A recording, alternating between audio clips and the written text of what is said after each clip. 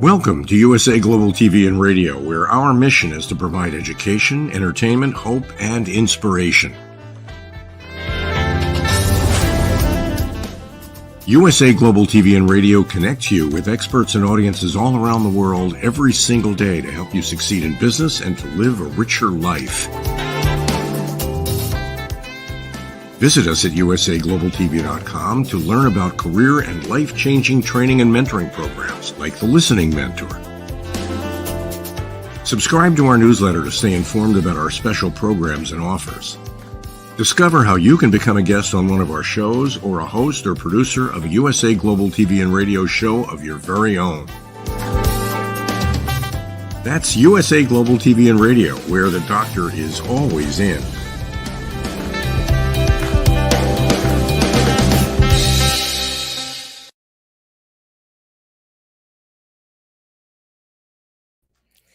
Hi, everyone. Welcome to USA Global TV and Radio. I'm Dr. Jacalyn Kerbeck, and our show today is A Woman's Prerogative. We have the right to make a decision. It's our choice. Our topic is This Was the Moment. Drum roll. What does it mean? I don't know. We have some of our panelists with us today, and of course, I'm going to be throwing some curveballs at them. Let's welcome the Harley Street stress expert, Caroline. Hello. How are you? Always good to be here, Dr. Jacalyn. It's so good to see you. And guess what? We do have the Muse of Magnificence here, Swanette. Come out and join us. Hello. Hello. Nice to see you both. Is this going to be another elevator pitch? No, I don't think so. People can go to our YouTube channel and they can check it out there. I'm talking about how to prepare an elevator pitch. We do have a Dr. Justina MUTALE who has joined us. Hello. Hey. Oh, there you are. Hi. Hi. I hope this internet holds. Well, we hope it does too. Nice to have you with us. So before we go into our topic, this was the moment I knew. Let's go around. And for people who are joining us for the first time, they want to know who you are and how you can help them. Let's start with Caroline. Well, I'm Caroline HEWARD, and I'm known as the Harley Street stress expert. And I can literally help you bust your stress. So whatever manner it appears in your life, whether it's relationship issues, anger management, whether it's ache and pain, physical, whether it's ache and pain, emotional or mental, behavioral, whatever it is that's bothering you, I can help you break through your stress. And I use some very, very simple techniques and processes and working with chakra psychology to break through and identify the root cause of your stress. That's Caroline HEWARD, the Harley Street stress expert, and allow me to help you break through to your stress. Bust your stress, bust your stress. Very nice. Thank you. Let's go over to Swanette. Yeah, thank you so much. So I'm the Muse of Magnificent for Leaders to Legends. And I'm helping you to really step into your soul purpose, into your mission, and understand what is this that you want to leave behind when you leave this planet. So I'm the leader that helps you as a leader to go into your immortality. Fantastic. Thank you so much, Swanette. Appreciate it. And Dr. Justina, I chatted with you over the weekend. Tell us about how you can bring value. Hi, I am the author of The Art of Iconic Leadership, and I teach the art of mastering the art of iconic leadership, and I can help you unleash your feminine spirit into leadership. As you know, women are super, super leaders, and I'll show you how to do that. Fantastic. Thank you. You're all so succinct today. I love it. Thank you. All right. Our topic is, this was the moment I knew. And this can be anything. When I say those words, this was the moment I knew, what comes up for you, Swanette? The moment I knew that I am a spirit having a moment in a body. It was when I was 8 years old and I had a near-death experience. And it was that I was lying on a doctor's bed. I was in coma and I didn't know what was going around and they didn't know.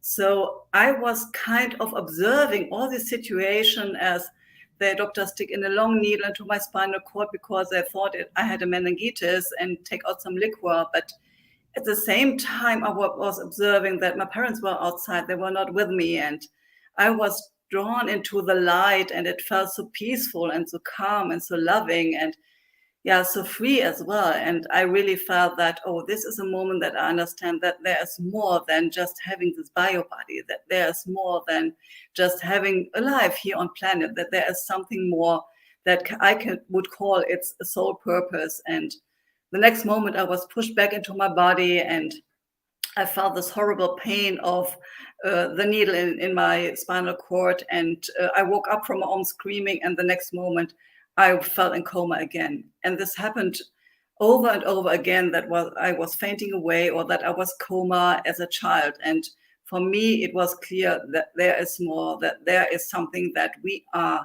here on this planet and have a reason for that we have a mission and a soul purpose, and that we are here to leave a legacy. Wow, that's a powerful story, Swanette. Thank you for sharing that. Anyone want to ask Swanette a question or make a comment? Well, I'd like to say, wow, that was a very young age, and that really blew me away in terms of what you experienced at such a young age. Amazing. Absolutely. Thanks, Caroline. Justina, any comment or question you have for Swanette? Well, like Caroline said, it's absolutely mind blowing, and I think it is intriguing to see or hear people that have kind of tested the other side. Like when you go into the coma, you're testing the other side, and I'd really want to know what the other side is like. Yeah, absolutely. Yeah, and it started also like the question, why are we here? What is life all about? Many people come to these questions like when they're in their midlife, and they kind of go up the ladder with their success in business. They have the family and the house and perhaps the dog, and then they start asking these questions, why am I here? And I started asking these questions and figuring all out about life when I was 8 years old. So yeah. It's incredible. It's a lot to deal with. Thank you for sharing that. I have one to share, but I'm going to wait until all the other two ladies go. Justina, would you like to go next? Yeah, I can go next. For me, I think not that I knew, but when I look back now, I think that was the moment. I was about 9 to 10 years old, and I was in church. I've been brought up in the Catholic faith. So every Sunday we used to go to church. And at about that age, I was sitting there and listening to the priest preaching about hell and damnation, about sins and what will happen to the sinners in the world and all of that. And I was only about, like I said, 9 or 10 years. And I thought, oh God, I looked around in the church, and I looked at all the grown-ups and all the other people, and I thought, oh, will they all have to burn in hell? And I wanted then, one, to be the priest, to be the one standing there and telling people what to do and what not to do. Two, I wanted to serve the world. I wanted to serve God, but also save sinners from burning in hell. And so as I grew up, then I realized I am a humanitarian and a philanthropist, and of course now I'm trying to protect people from a hell on earth. As you see in the world, there are so many people that are suffering, and so many things that are going wrong in people's lives. As a humanitarian, I advocate for human rights. I advocate for women's rights. I advocate for progress for all, and of course human prosperity, because in a way, I'd like to see everybody happy. I'd like everybody to share in the wealth of the world. I'd love to see one big, happy human family united in peace, love, and harmony. So I think then whenever I think back, I think that was the moment when I thought I need to be the priest to stand in front and tell people how to live a peaceful life, how to live in harmony with one another, how not to sin, how to stay away from sin, and how to kind of, in a way, like stay pure so the world would be a good place to live in. It was a little confusing for me, but I think that was the moment. Wow, very powerful. Thank you for sharing that. Ladies, any comment or questions? Yeah, the same. I would say exactly that. Very powerful, very young to have that insight, and for you to have carried it all the way through your life. Just extremely amazing. Absolutely. Swanette? Yeah, and I would like to add, as like when the priestess, and this is a person that is very important perhaps at that age, tells you that all the people will burn in hell, and you're not going into fear, but you're feeling that, okay, I need to make the change for these people and bring into the light. This is super amazing. Yeah. Thank you. Thanks. Thanks for sharing. Thank you. Let's go over to Caroline. Well, mine's a very interesting one as we're going all the way back to our childhood. When I was 5 years old, I remember looking around me in my family and around me in terms of school and friends. And I remember saying, there must be something more. And I don't know where it came from. I just remember saying, there must be something more than this.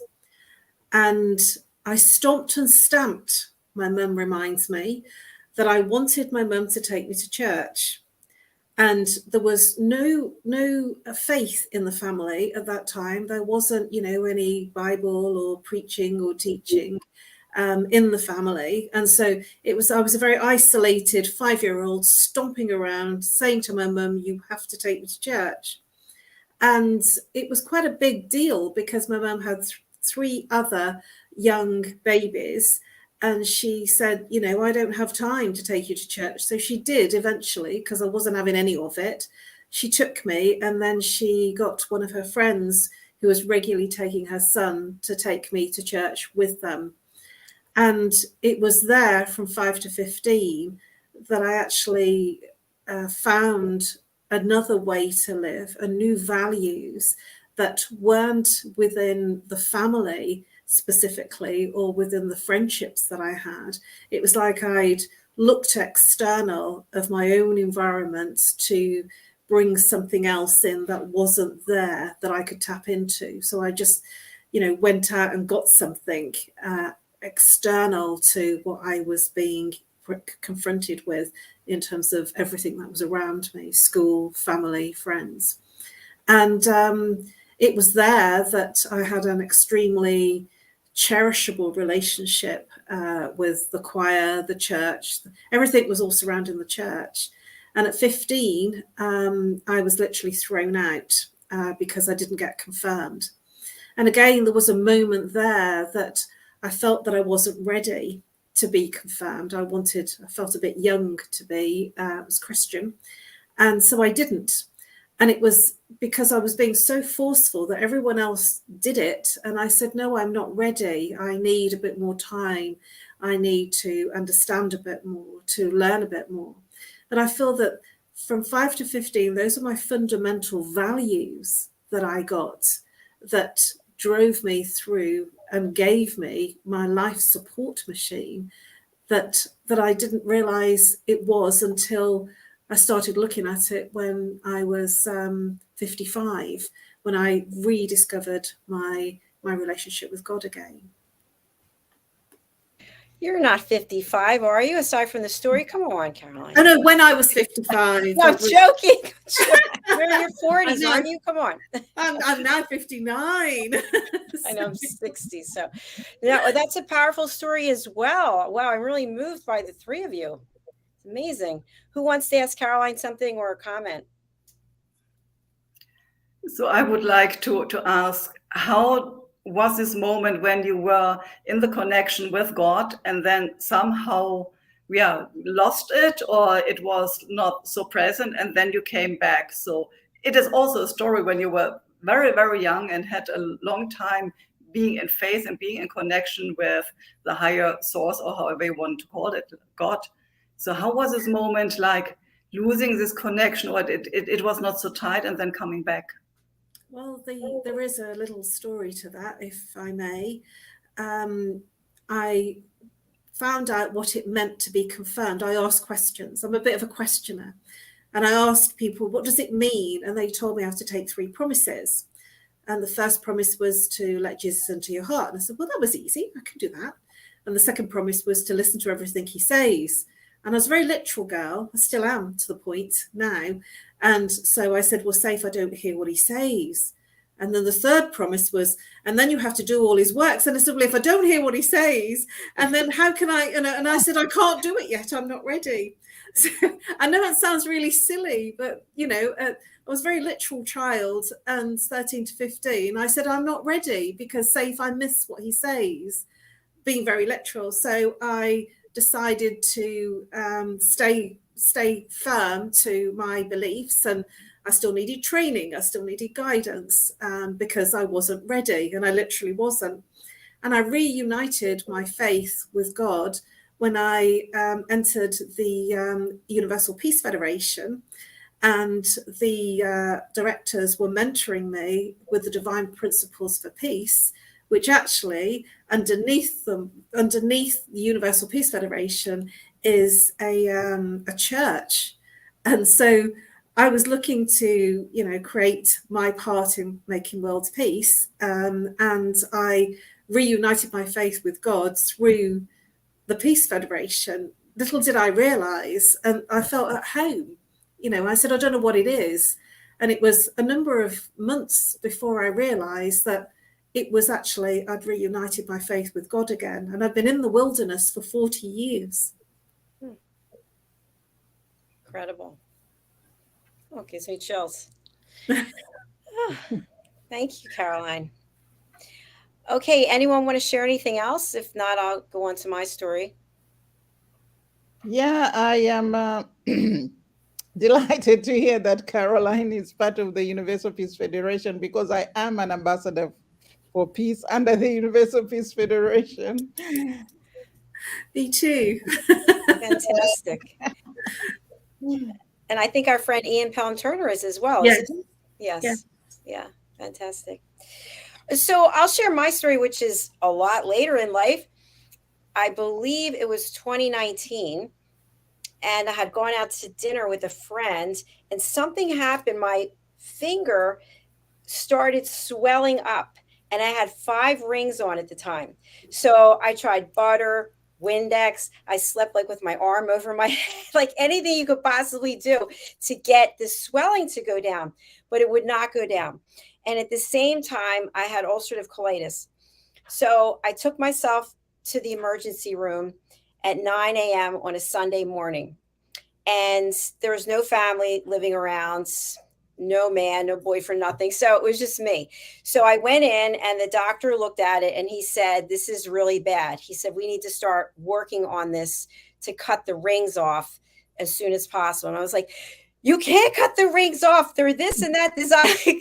One of them's numbered. You can't cut it off. And he's like, listen, it's a finger or it's going to be rings. So I said, okay.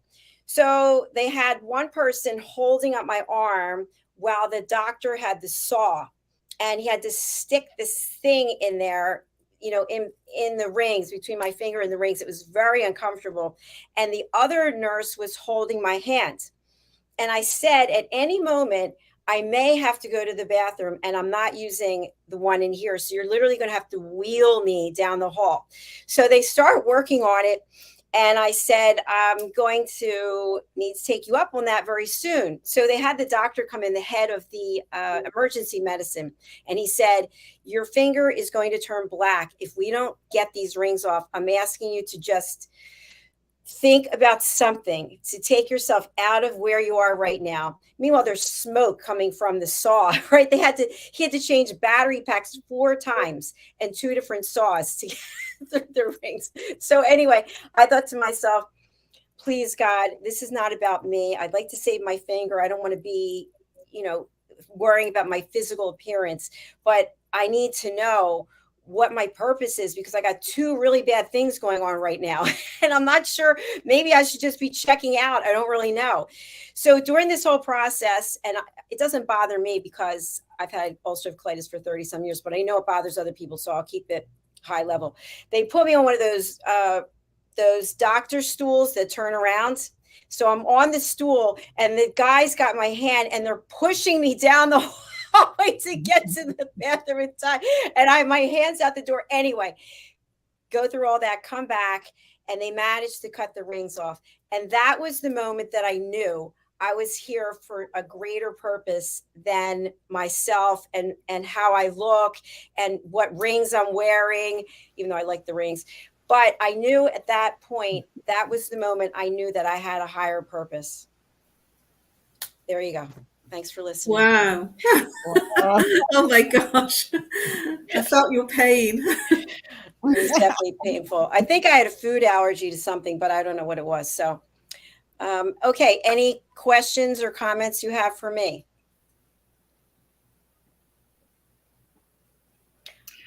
So I'm going first, if nobody wants.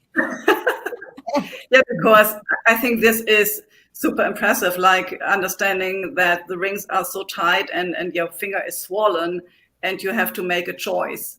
And the choice is like, you don't want to lose your rings, but of course you don't want to lose your finger. And then like someone is pushing you. So this is really urgent. And did you ever had this moment again that you were kind of indecisive, like what is my best choice? And someone was pushing you to get an understanding?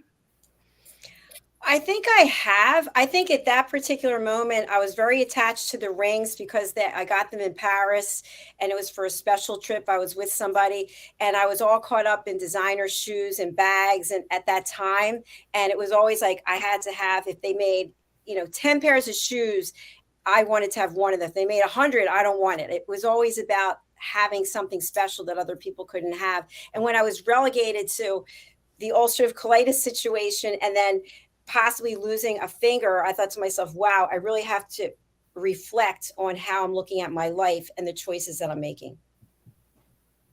So I think I have had decisions like that before, but I don't remember them being as pronounced as that moment. Thank you for asking. Oh, I have a question for you. Do you wear as many rings on your little finger now? I do. I have 4 on this, but the thing is, it never happened again. And what I'm very cognizant of is when you eat salt, your fingers, at least my fingers, will start to, get larger. And I don't ever put salt in food, but if I'm eating something as salt, I take my rings off. Ah, so there's a level of awareness that perhaps wasn't there previously. It scared the daylights out of me, I'll tell you that much, because my finger was blue. And if it went to black, that was going to be the end. So. Wow. That's some story and quite frightening because it can really be the end of your finger because of some jewelry. It's very true. And, the other thing about that moment was, and I was thinking about this, most of my life, I have been alone. Most of my life, it's just been me. And I have had to go through a number of things by myself where there's no one to ask anything about. And I was out for a walk the other day and I thought it's interesting that at 60 years of age, I spent so much time alone. And I'm not unhappy about it. I'm just very much aware of it. So I don't know what that means. But we did lose Dr. Justina, probably her internet. Oh, she's back. Let's see. She's back. There she is. Okay. I wanted to ask, you said something like to take your mind off the finger and what was happening and just go somewhere else. So where did you focus your mind when you moved it away from what was happening on the finger? Thank you. That's a great question. I actually just started praying and just giving thanks for everything that I have. And that if I were to lose my finger, that I still had 9 others. And, just affirmations of gratitude. And the fact that I was strong enough, Justina, when you lost the internet, I was saying that most of my life I've been alone. And I've had to make major decisions all by myself. And that was another moment there in the hospital. No one to call. I mean, I have family, obviously, but nobody lived near me. So what's the point on a Sunday at 9 a.m. calling anyone to get anyone upset when they can't do anything? And so I just, instead of focusing on what was happening, I focused on everything that was good in my life. And the fact that I was strong enough to be here by myself, because many people couldn't be. It would just be a complete mess. And also gratitude for these people who are working diligently to save my finger. I think she is frozen at the moment. Okay. So thank you so much for your questions and comments. So when we think about those things that have happened in our lives, they've kind of helped shape who we are today. And what would you say, in your case, both of you, it's from when you were a young child, what would you say you took away from that you are highly aware of as being part of your life today? Well, I'd like to go first on that, if that's Okay. all right. And that's, I felt that I knew my own mind. Right from 5 years old, and maybe before that, I knew what was right for me and what wasn't right. And my mum used to say, and still says now, not so often, just when they made me, they broke the mold. And I do feel that I've been quite strong and visceral in terms of what feels right and good for me to do, which has always been very different from my family and my extended family. At that time, I've always kind of pushed the envelope further because I've been like that, and I'm not afraid of a challenge or trying something that is not norm in the surroundings of my peer groups. Wow. Thank you, Caroline. That's a great takeaway. How about you, Swanette? So my takeaway was that people are in fear about dying. So this is the most immense fear people have about their existence, what will happen when they die, and they're afraid of that moment. And for me, it was like, okay, I've been there. I've been very close to heaven, and there is nothing in this lifetime that can fear me anymore. That I'm not afraid of whatever will happen. I will find a solution. Even if I'm down on the ground, there will always be a moment that I can recognize. The most incredible thing I have done was I survived. So I will survive again over and over. So there's nothing that can bring me out of my own balance anymore. I'm resilient to that. I love that. Thanks, Swanette. But I have a question about that. And Justina's back with us. Hello. Nice to see you. So my question is this: when it comes to your thoughts and what your share was about dying and not being afraid, is it possible that the reason why we are afraid, for those who are, is because we don't want to go through some hideous pain? If we were going to be taken right away, okay, bye, that's the end. But if it's going to be dragged out and it's going to be horrible pain, and that to me is, I hate to use the word frightening, but not something I really want to do.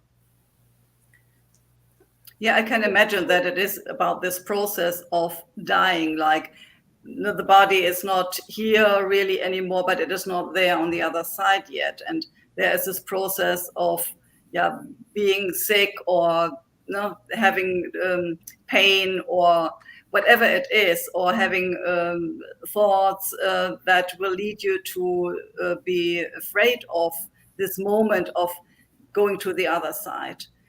But of course, it is about your lifestyle. Either you can be very healthy and have a healthy lifestyle, and then perhaps one day you go to sleep and you will never wake up again, or there is this moment or this process of suffering and getting very sick, and then it is like, more this situation that you can't go over to the other side very quickly.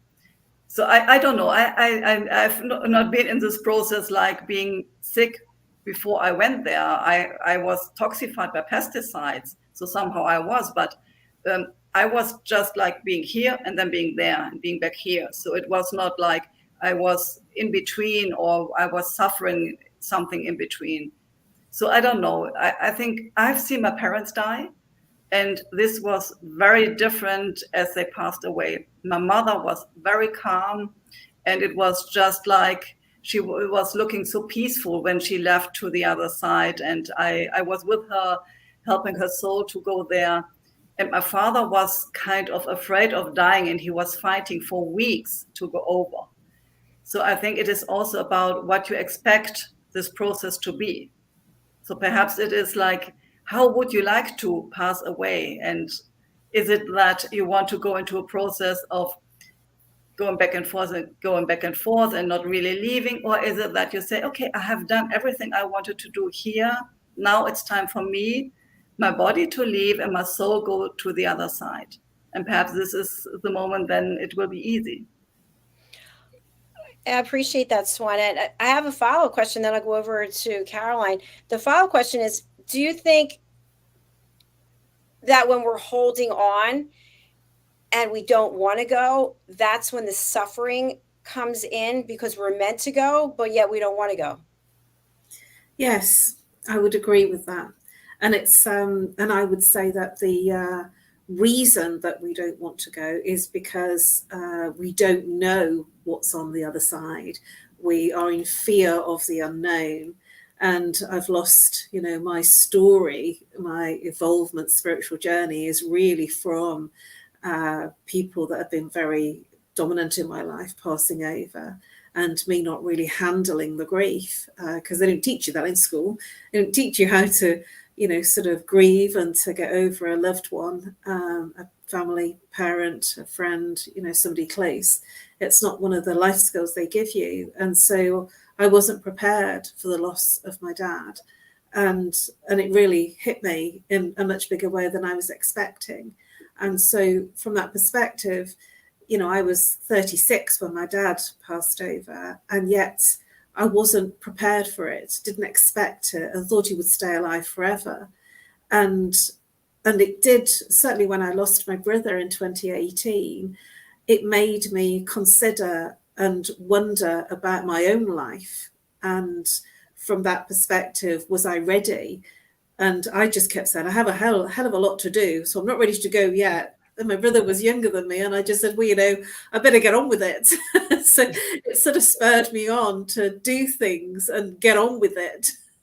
So, and I want to be able to say, there's this thing, sort of this message on your deathbed, will you have done everything you want to do? Well, hell, right now I haven't yet, so I've still got quite a bit to do. So I'm here for the duration, but I do feel, from my perspective, and for many, unlike Swanette, it's the fear of not knowing what will actually happen is the thing that makes us want to stay and suffer versus allowing ourselves to go when it is right for us to go. Thanks, Caroline. Swanette, would you like to comment? Do you feel that the suffering is in part of the fact that we are holding on desperately not to go? Yeah, and I want to bring in something that I have experienced with a lot of animals. I've been an animal protector for many years, and I had a lot of animals living with me.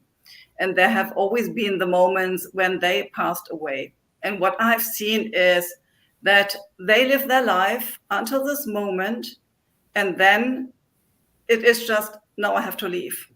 And I can share the story with my own dog. She was a German Shepherd Retriever mix, and she was with me for 16 years. So a very long time. It felt like having a child with me.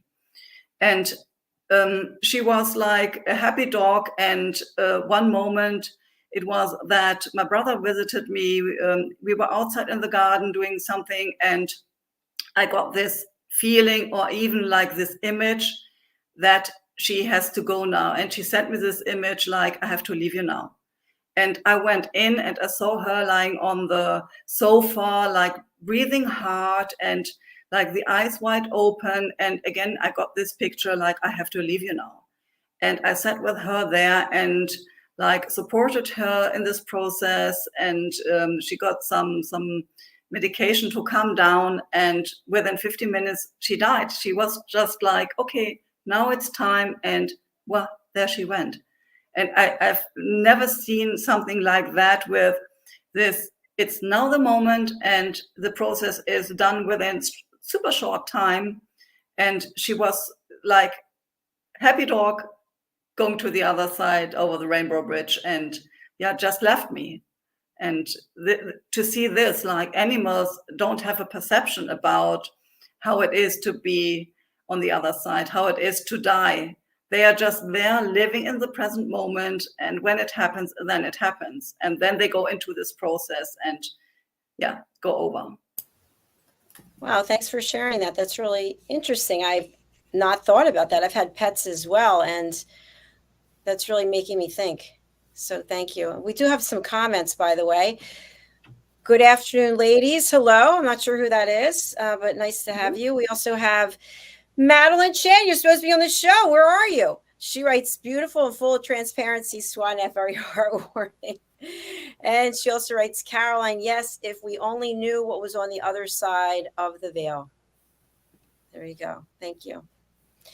So, my friends, we're coming towards the end of our show. I'd love for you to think of something that you want to leave our audience with to entice them to get in touch with you.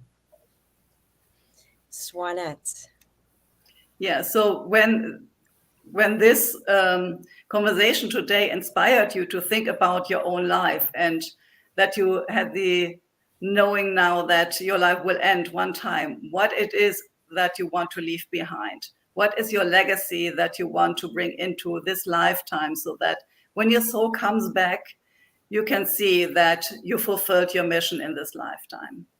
And please reach out to me either on LinkedIn or on Facebook or Instagram with my name, Swanette KUNTZE, or you can find me also with my website, spiritual-changemaker.com. I'm happy to speak with you. Thank you so much. And Swanette, we do have your contact information as well. I'll pull that up in just a second. Caroline, how about you? Well, I've actually had a phone conversation today with somebody who lost a dear friend. And one of the things that she shared with me was that she was unsure of how to be. And this is something that happens for a lot of us, that when there is somebody that has been very close to us that has passed over, we don't know how we should be, and we're trying to work out how we should and shouldn't be and perform, behave as we're expected to behave, and then questioning why we're not performing the way that we should be. If we're not tearful, why aren't we? Or why aren't we feeling? And, you know, one of the things I shared with her was that everything is okay. Everything is right, because we're all on our own personal healing journeys, and whatever you feel at any point in terms of your journey is right. No one can question, because it's your personal journey, your personal healing.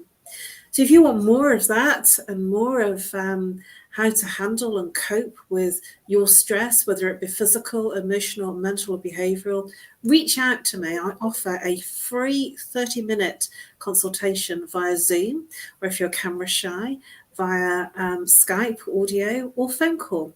You can reach me on nomorestress@live.co.uk, or call me if you're international, +44.